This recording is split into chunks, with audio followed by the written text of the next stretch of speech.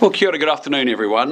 With me today is our great Education Minister Erica Stanford, who is joining me to make a pre-budget announcement that is a substantial investment in our children's futures.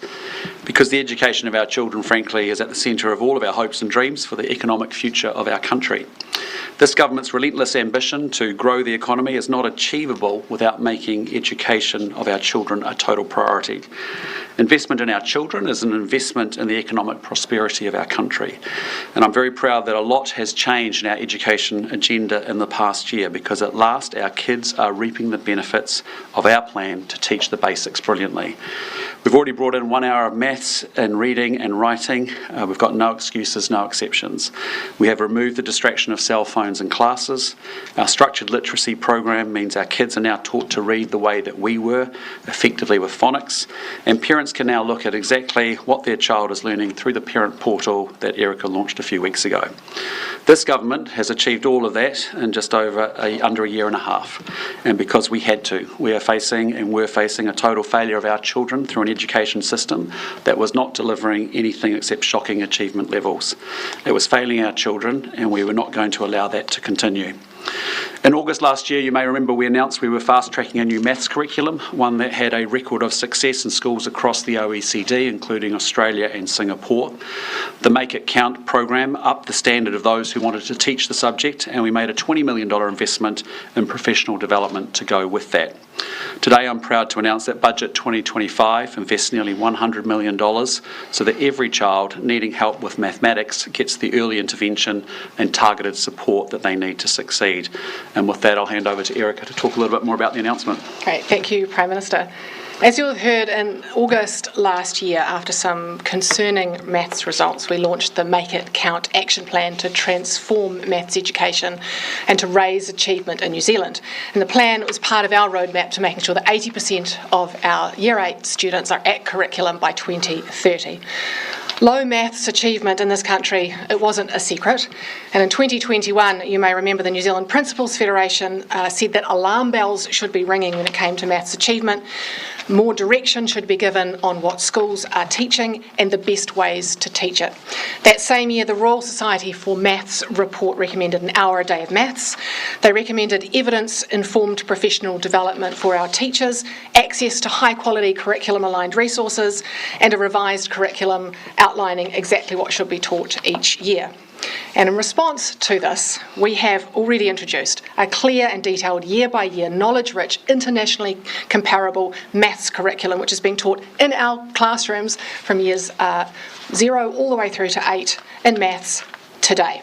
Our Year 9 to 13 draft has been completed. In January, we delivered to schools approximately 830,000 maths books and resources for students and guides for teachers.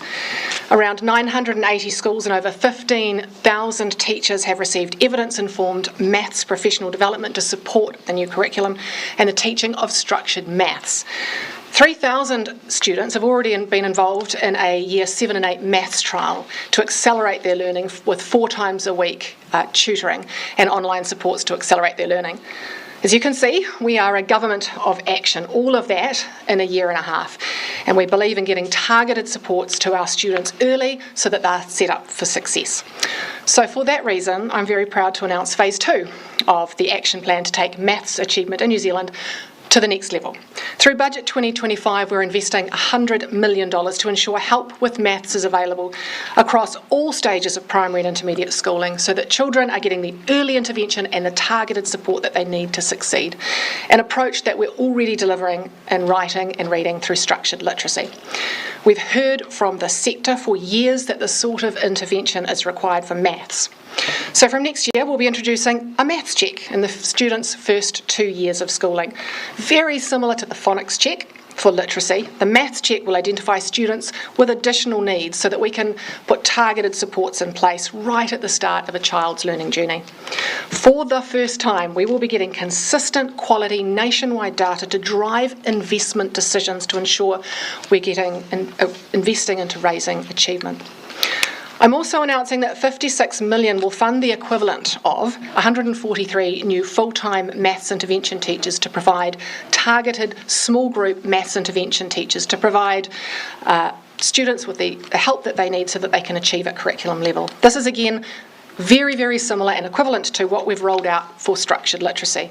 This year, also, we piloted a tutoring intervention for the 3,000 children at intermediate school who've not been able to benefit from 6 years of the structured maths at primary school. An intervention at intermediate was vital to ensuring those young people were experiencing success at high school.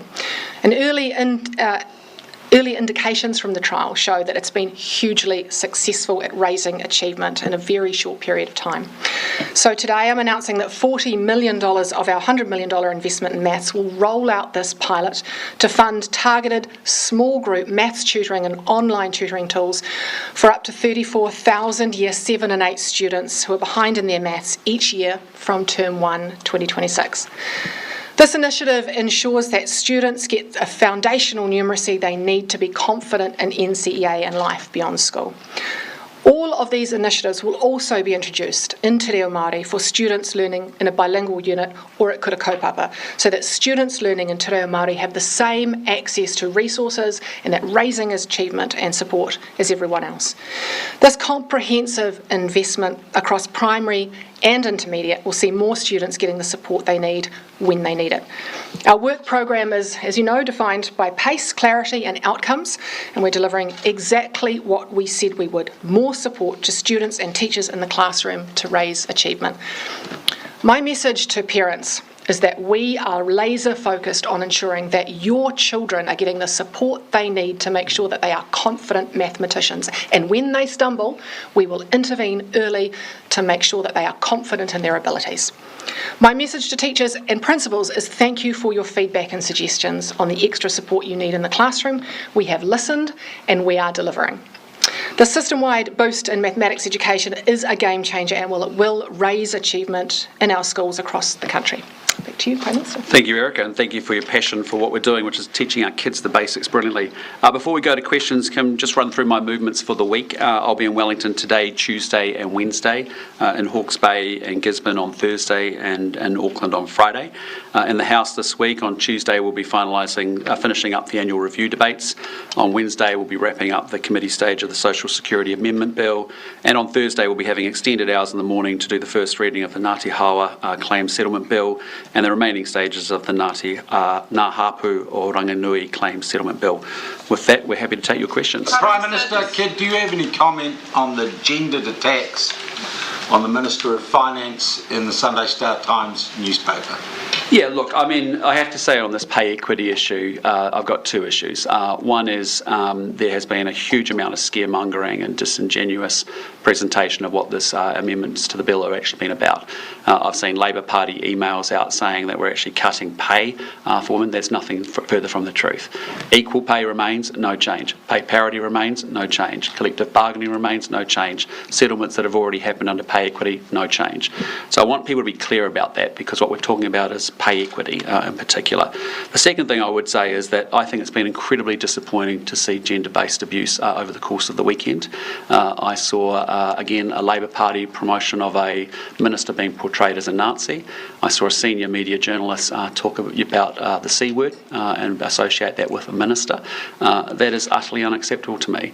We in this place often talk about, and I'm often asked questions about gendered abuse and what's going on in Parliament for our female MPs, and yet we have that conversation. The same people that raise those issues ultimately end up continuing to prosecute the gendered abuse that we're seeing. So I think, by all means, tackle the issue, debate the content and the substance of pay equity, but what I think we saw over the weekend was completely, utterly out of line. Just on Javon McSkimming, should you have removed him before he was able to quit? Look, I'm aware of the resignation. I'm not actually going to go into that given the ongoing police investigation that is in place, as you would expect, and I've got no further comment to say about that right now. Can you tell the public what some of the allegations are in regards to? Don't the public have a right to know what those allegations are in regards to? Yeah, I think you'll understand it's an employment matter. I am aware of the circumstances and of his resignation, and I think that's appropriate. But again, I'm going to let the police investigation continue and close out before before we have further comment on it. He did say that Mark Mitchell said that the process was underway for you considering whether to recommend to the Governor-General that skimming be removed. So did you simply move too slowly on this? Again, I'm just not going to go into the details of it because there is this ongoing investigation. I know that's a frustrating answer, and I appreciate that it will be, but given that there's an ongoing investigation, I'm not going to comment further on it. Has it given you any concerns about the culture? Sorry, hang on. Has it given you any concerns about the culture in the police, what you've seen here? Well, again, there's a series of investigations that are ongoing that are looking at a range of issues, and let's let that run course. Could you just make Hang on, so I'll go to Joe and then I'll come back to you, those Lloyd. comments you just made there about it being an employment matter? Can I just confirm that the new developments, the new investigations that are going on that prompted what would have been asking him to resign is a criminal investigation, or are you talking about an employment HR type issue? Well, again, I'm just saying there's actually a couple of investigations going on. I need to let the police run those down, as you would expect me to do, in fairness, and then I'll have more to say about it at some future point. There was the original issue, which is why they were on leave, and then there was the second issue, Correct. which is what you're saying you were talking to the Governor-General about, sorry, Mark Mitchell was. Can you just confirm that both of those criminal investigations, or categorise them for us? I'm not going to go into that detail because there are ongoing investigations. I know that's not the answer you want to get from me, but at this stage, what I'm saying to you very clearly is that I'm not going to comment on that because... Sorry? I mean, the public would be curious to know, and probably deserve to know a little bit as to whether... Sure, and there'll be more to say later on, but while we've got ongoing investigations, that's all that matters. Sorry, I'll come back to... Well, can I first of all say welcome? Welcome back. Thank you very much. It's just temporary, by the way. I'm not here for 6 months. Oh, you never know. Great to be back. You were in the process of going to the Governor-General. How far through that process were you? Again, I'm not going to get into any of this. Beginning, the end? Yep, sorry, I'm just not going to. The reality is I'm aware of the resignation, aware of the circumstances around it. Mark has put out a pretty good press release that we can say as much as we can say at this point in time. As I said, ongoing investigation, nothing further to say. What did David Seymour or ACT do to give you the impression that they were changing their position on the social media policy? Oh, look, I mean, ACT's supportive of a deeper look into this subject, and that's a good thing. As I said from day one when I stood with Catherine Wedd about this bill and said I had interest in making it a government bill, we've moved over the last few days, given the support that we've seen across the country for this work, to now put it into the government work stream. Erica will lead that work, given her success around the mobile phone ban and also the conversations she has regularly with parents and teachers, and given the fact that it's multi-agency advice that's going to be needed. And then she'll come back to Cabinet, we'll have a conversation in Cabinet and work out how we take it forward from there. David Seymour says that you're wrong to say that ACT was shifting its position this morning on ZB. Why did you say that? What prompted that comment? Well, again, ACT's supportive of a deeper look into the issue. That's a positive step for me. Do you believe that's a shift from their position earlier in this week? Well, I think so, but I mean, the point is he can disagree with it, but I think it's a positive step that they're up for a bigger conversation about it. So when did you first become... He says that National is the one shifting, that you're moving more towards the ACT party position. Do you believe that?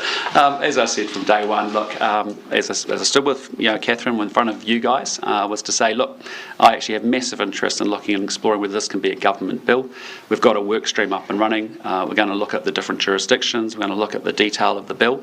We'll put that together. We'll take it back to Cabinet. We'll make a decision. When did you what happens decide? now? Sorry, Prime Minister. Sorry. What happens now? Do you continue working with the ACT Party to placate their concerns, or do you reach across the political aisle and work with the likes of the Green and Labour to try and get it across the line? Yeah, look, I just back up a little bit. What we're saying is, look, this is an issue for parents. Get it? We've had massive reaction since Catherine launched her members' bill. As I said on day one of that bill being launched, I wanted to explore it as a government bill.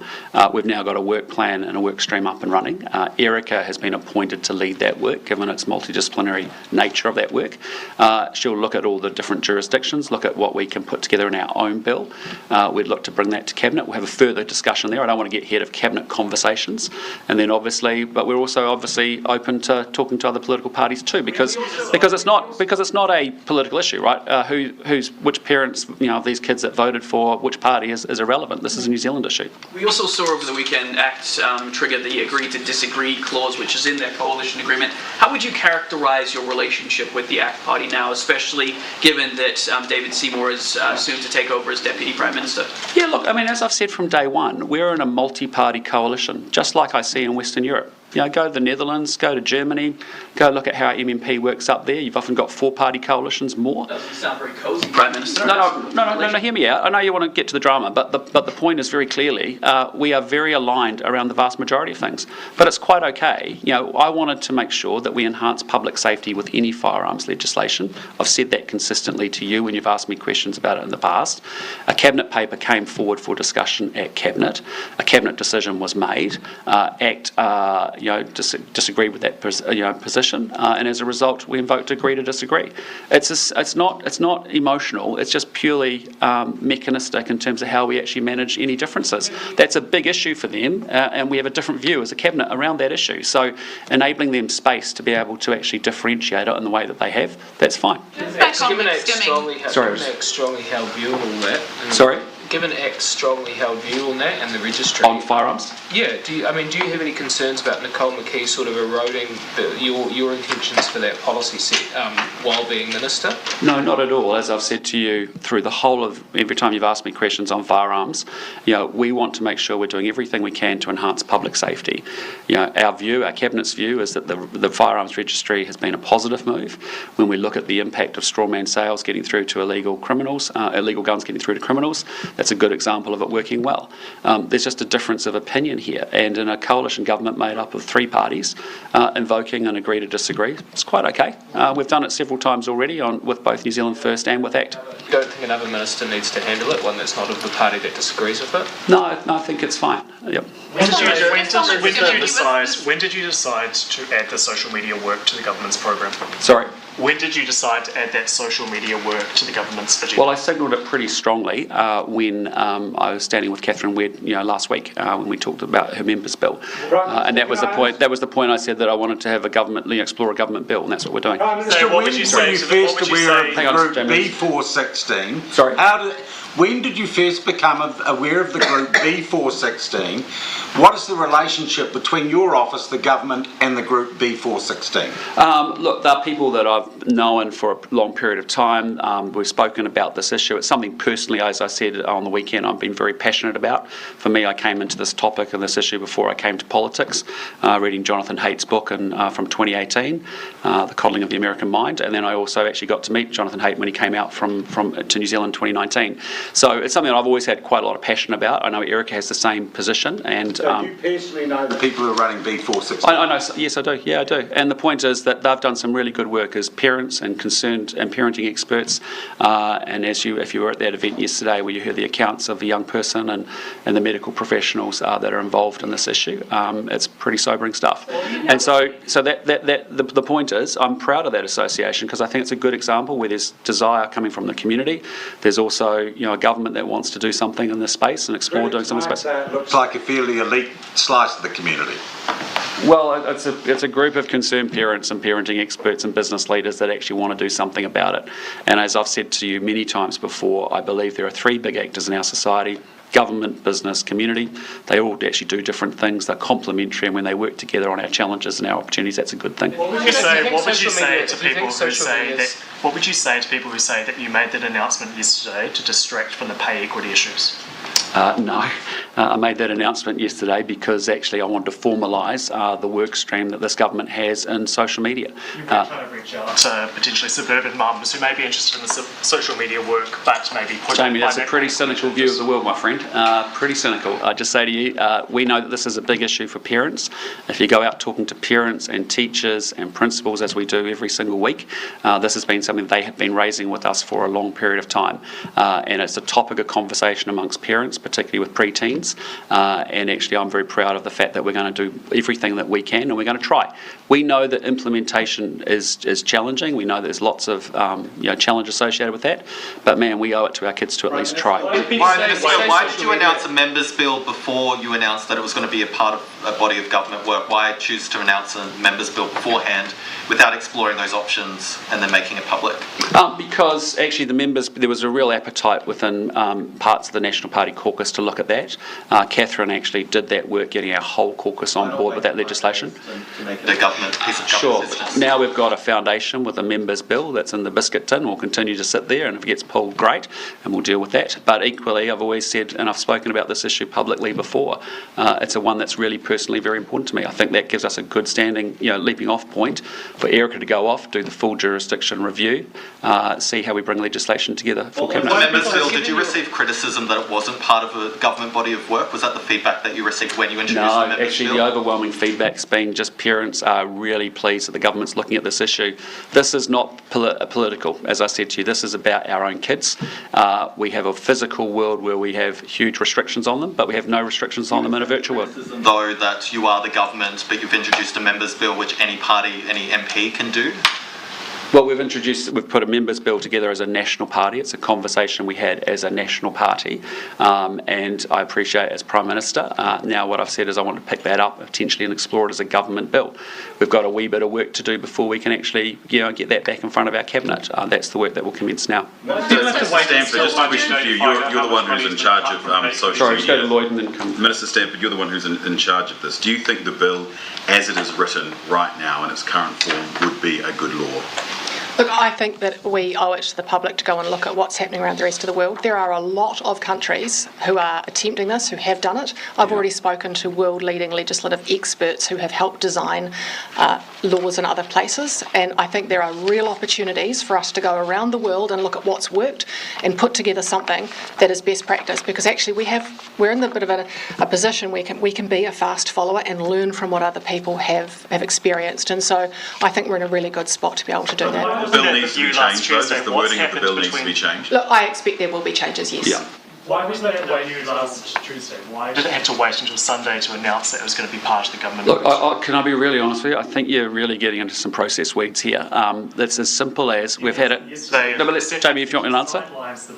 No, I just say to you, what we had is a members' bill where we actually worked this up as a conversation within our National Party caucus over probably 12 months or so, right? We discussed it in quite a lot of detail. We've all bought into the fact that we want to do something in this space. The difficult part is the implementation piece. As I said yesterday, we had a lot of people saying, the gang patch will be difficult to implement, the actual mobile phone ban will be difficult to implement. This has got a level of degree of, complexity to it that we'll have to work our way through it. And so all I said from day one was I'm wanting to explore it as a government bill.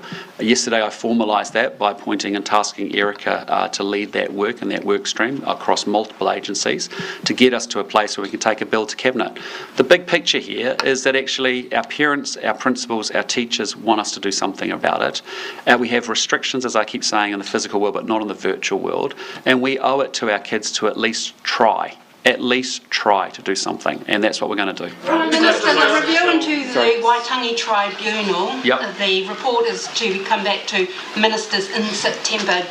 What will be the process following that? Do you expect it to then go to Cabinet where there will be legislation to be written to be presented back to Parliament? What is going to happen with that review? Yeah, look, there'll be engagement in the middle of the year, quite rightly, as you identified. Advice will come back to the Minister in September, and then there'll be legislative proposals to Cabinet before the end of the year, with introduction of legislation, I suspect, early next year. That's our timing plan at this point. The question on the Waitangi Tribunal, irrespective of where you sit and what your views are around that, commentators on all sides would acknowledge that in a post-treaty settlement world, it's quite right that we actually look to define what the role of the Waitangi Tribunal is or isn't, and then in a post-treaty settlement world going forward, exactly what its role should be. So that's a legitimate question that I think, as I've said from the beginning, is something we want to look at. So at the beginning of next year, then you expect there to be legislation to identify the key components or the direction of the Waitangi Tribunal? Yeah, essentially I think the timing plan will look something like engagement middle of the year, advice back to the Minister end of September, options before Cabinet at the end of the year, and introduction into the House early next year. Minister Sanford, just on your maths announcements, I've got a few questions.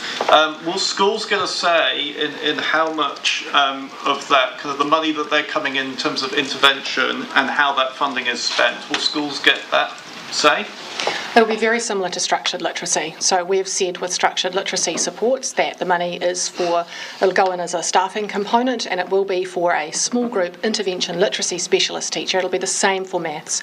A small group structured maths intervention teacher given as a staffing entitlement to schools in need. So they will need to use it in that way. Yeah, and how is this program being funded? You're obviously going through a reprioritisation program at the moment. Can you reveal what you've stopped doing and able to do this? You know very well that I will do that at the budget, and if I did it today, I'd be in some serious trouble with the Prime Minister. Just on the social media ban, either of you can answer this, but Youthline has come out and opposed this because that's the number one method in which people contact them with issues saying, hey, I need help, is via Instagram or Facebook or other different mediums. So Youthline are opposed to this. Have you talked to them, and do you understand their point of view? But they'll be one of the, that's okay, we'll be one of the groups that we speak to, of course, and there are always going to be pros and cons, but we see the overwhelming body of evidence is that our children are being harmed. Yep. And those social media companies do not give a damn about our kids. You can see that because they don't even let their own kids on those platforms, and they are commercialising the data of our kids and exploiting them, and that needs to stop because it's causing immense harm. Do you think that harm extends beyond the age of 16? Sorry? Do you think that harm extends above the age of 16? Oh, I'm sure it does, but all the research would suggest that if you think about brain development to pre-teens and up to 16, actually giving our kids a beat of time before they actually engage with social media wouldn't be a bad thing. And so there's the evidence around cyberbullying, the evidence around exposure to inappropriate content, the evidence around social addiction, which is what parents, teachers, and kids themselves tell us is what they're wrestling with. That's what we want to try and solve for. Your strongly held views. I mean, does it give you any reason to change your own social media use? I mean, you're all over TikTok. No, I use every social media channel I possibly can to get my message out to New Zealanders, and that's what we'll continue to do. Minister Stanford, the redress for survivors sorry, Thomas, I'll come to... Sorry, go. Disappointed in the redress, saying that they really wanted to hear about the independent rōpū, and they also are saying, some of the criticism, that it's just more of the same with a little bit more pūtea. Well, actually, the investment is more than $750 million, the single largest investment into redress in this country's history. It is significant. Look, and we did take note of what the Royal Commission had said in moving the redress scheme to a place that is more of a system, one application, one person that you deal with, one common payment framework, and increasing the amount of claims that we can get through. It's not to say that in the future, after 2027, when there's a review, that we don't make a change to move it further towards an independent entity. But for now, we had to prioritise something that we could do now, today, for survivors that gives them certainty and clarity, and make sure that we get those top-up payments and that equitable payment out to them, because it's something we heard loud and clear from them. Then what do you say to the criticism that you're putting budget before survivors of abuse? I would say that this is the single largest investment into the redress scheme. $774 million, not only into the redress scheme. Let's not forget that a big proportion of that is also into making sure we're strengthening the care agencies so that we're stopping young people going into care. And if they are in care, they have a much better service. And so there is a huge amount to this. We've already had people who have rung up and applied for their top-up payments. For all of the people that are, and I know they're disappointed, and we always knew that they would be, because we can never take away the pain. But for all of those people, there are a lot of people who are also going on, logging in, applying for their top-ups, being paid, receiving their redress. Minister, why do people have to wait until the budget to find out how much money is being cut from the pay equity settlement contingency? Why can't you release that information now that the law has passed? Because it's budget sensitive, as I've said before. Primary. Sorry, disclosed at this post-cabinet budget sensitive. You make the choice about what is budget sensitive and what isn't. You've announced a budget-sensitive figure in this post-cabinet press conference today. You could equally disclose the amount of money that you're saving from pay equity. Surely, but the impact of these costs are budget-sensitive. What we have said, as you heard us say last week, is that we are we are totally committed to pay equity. We've put money aside to deal with pay equity claims in the future because sadly there will be claims that need to be paid out. We continue to uphold the claims that have already been progressed and obviously settled. We do think the costs, as we look at the forecast, will be less than what was previously planned, and that will be revealed in the budget. What do you say to people, though, who feel anxious, I guess, knowing that their wages will not go up as much as they've been expecting, but they have to wait another 10 or so days to find out just how much money they'll be short by? No, I disagree with that assessment. I think that's what I'm talking about with respect to being a little bit disingenuous and some scaremongering going on. What we're talking about here is pay equity. We are making sure that after having had a 2017 piece of legislation, which was actually pretty clear, we saw a Labor government take 3 years and make it pretty complex and challenged, and as a result, there are legitimate questions that we want to tighten up on. That's what we're doing here. The only way that you can save money for the government is by ensuring that those wage claims, those pay claims, are not as high as they were previously. You accept that? Well, what I've said to you is that we are tightening up some of the criteria to make sure that pay equity is not seen as a backdoor to bargaining, but is actually focused on sex-based discrimination. That means that those pay claims will not be as high as they were under the previous regime. That has to be a fact. Well, that's we have said to you last week that we suspect that the costs associated with any pay equity claims will be less than what was previously forecast. I've said that to you publicly last week. But the reason give that information, why can't you give that figure to the people who are affected by it? Because they know that their pay equity claims are not going to be as generous as before, but you're not allowing them to see how much less generous than before. Well, what I say to you, it will be revealed at the budget when we're looking at the totality of our fiscal situation. But I do want to be really clear. We've said we've got to get a hierarchy of comparators in place. That's what the 2017 legislation had in place. When we see librarians being compared to fisheries officers, admin workers to civil engineers, that says to us that actually that's a pretty loose comparator set. That those jobs are not equivalent or the same. We want to be able to think about how we do that in a very thoughtful kind of way with a hierarchy of comparators.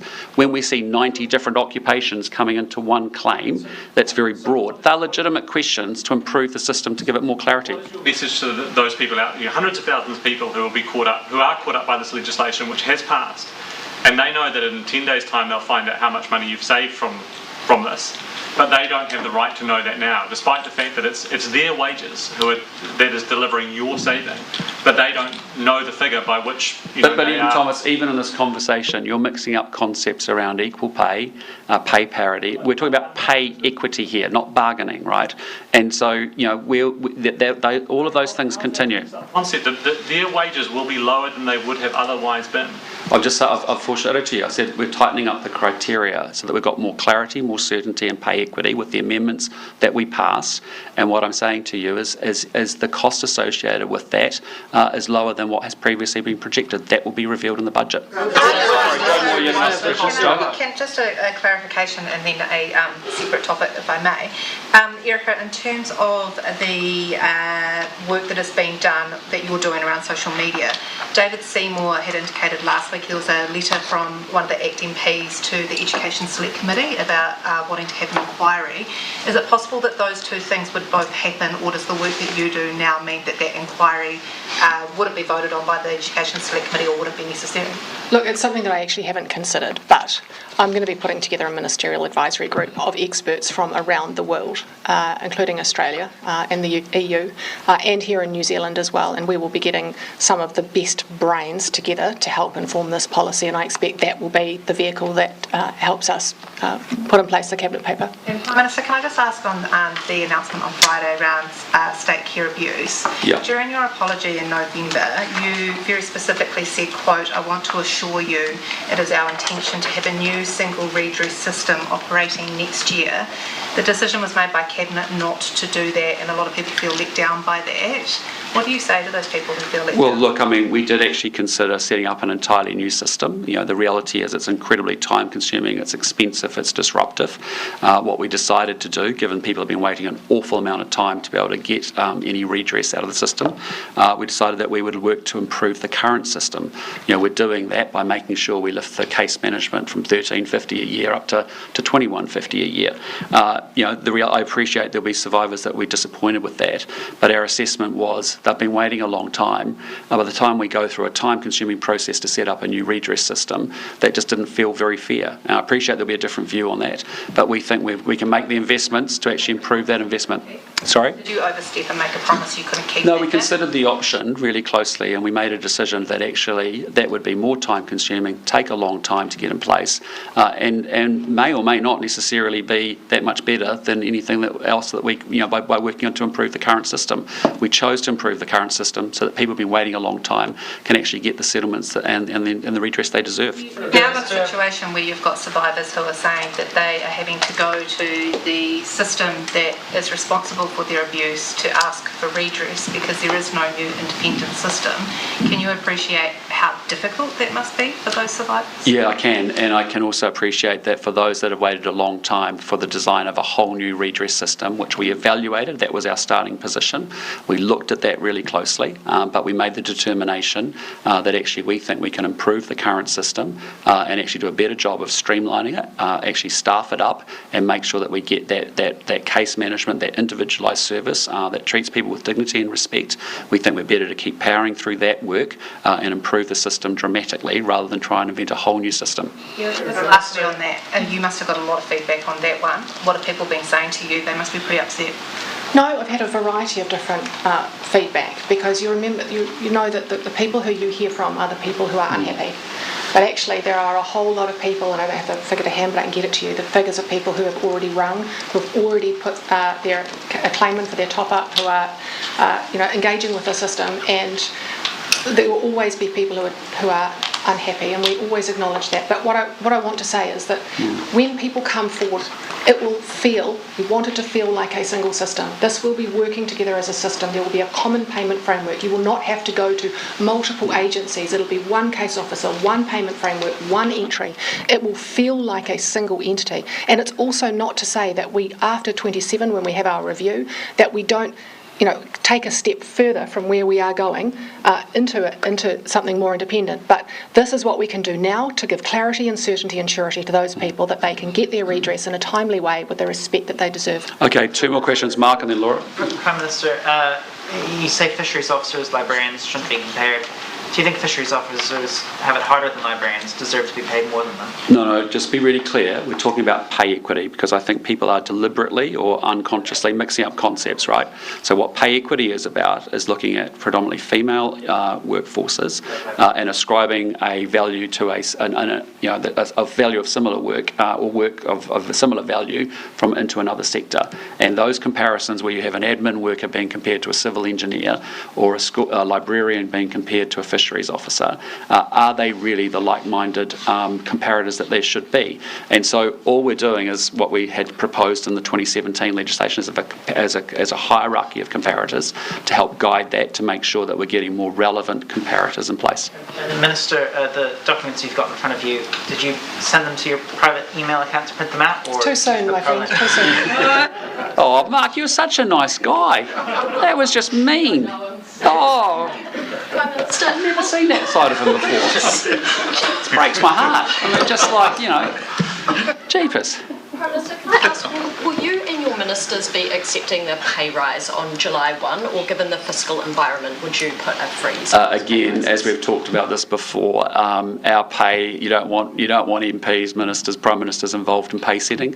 That's done by an independent remuneration review, and we'll leave it at that. No, sorry, I understand that that's not decided by you, the pay rises are not set by you, but during the COVID era, given the economic environment, Jacinda Ardern made a decision to put a pay freeze on herself, her ministers and top earning public servants. I wondered whether that was something... Yes, look, I understand there's been different interventions at different times over the last 25 years, frankly.